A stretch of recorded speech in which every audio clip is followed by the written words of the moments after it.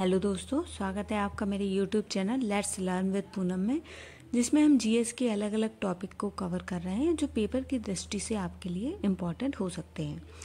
तो आज हम पढ़ रहे हैं वर्ल्ड ओशन डे के बारे में। प्रतिवर्ष 8 जून को विश्व महासागर दिवस मनाया जाता है। विश्व महासागर दिवस मनाने का मुख्य उद्देश्य दैनिक जीवन में महासागरों की भूमिका के प्रति जागरूकता फैलाना है। इस खास दिन को मनाने का उद्देश्य महासागरों की रक्षा करने और समुद्री संसाधनों का सतत उपयोग न करने हेतु प्रेरित करना है। हर वर्ष वर्ल्ड ओशन डे की एक विशेष थीम रखी जाती है। उसी तरह 2024 की थीम है catalysing action for our ocean and climate. इस दिवस की अवधारणा को पहली बार 1992 में रियो डी जेनेरियो में अर्थ समिट में कनाडा द्वारा प्रस्तावित किया गया था। विश्व महासागर दिवस की स्थापना 2008 में संयुक्त राष्ट्र द्वारा की गई थी।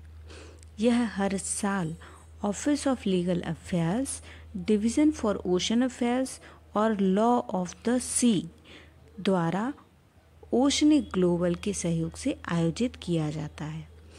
महासागर पृथ्वी के 70% से अधिक हिस्से को कवर करते हैं।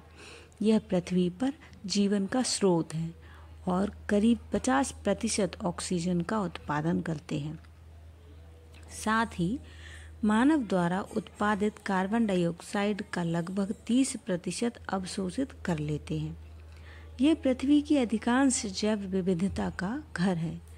दुनिया भर में 1 अरब से अधिक लोगों के लिए प्रोटीन का मुख्य स्रोत है। यह हमारी अर्थव्यवस्था के लिए बेहद महत्वपूर्ण है और 2030 तक महासागर आधारित उद्योगों से अनुमानतः 40 मिलियन लोगों को रोजगार की संभावना है।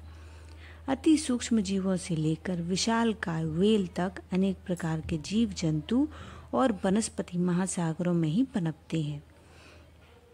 समुद्र में जीव जंतु और वनस्पतियों की करीब 10,000 प्रजातियां मौजूद हैं। औद्योगिक अपशिष्ट और समुद्र में अवांछनीय कचरा प्राकृतिक संसाधनों के साथ पृथ्वी को बुरी तरह प्रभावित कर रहा है।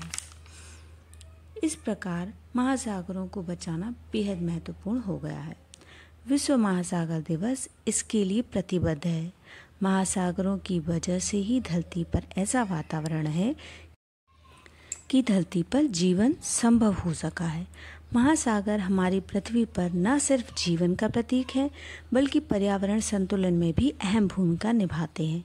महासागरों में गिरने वाले प्लास्टिक से महासागर धीरे धीरे अपशिष्ट होते जा रहे हैं, जिनसे समुद्री जीवों के स्वास्थ्य पर भी प्रतिकूल प्रभाव पड़ता है। समुद्री जीव गलती से प्लास्टिक को अपना भोजन समझ लेते हैं और उसे अपनी जान से हाथ धोना पड़ता है। महासागर से जुड़े पहलू जैसे खाद्य सुरक्षा, जैव विविधता, पारिस्थितिक संतुलन, सामुद्रिक संसाधनों के अंधाधुंध उपयोग, जलवायु परिवर्तन आदि पर भी गहन अध्ययन की आवश्यकता है। धन्यवाद दोस्तों।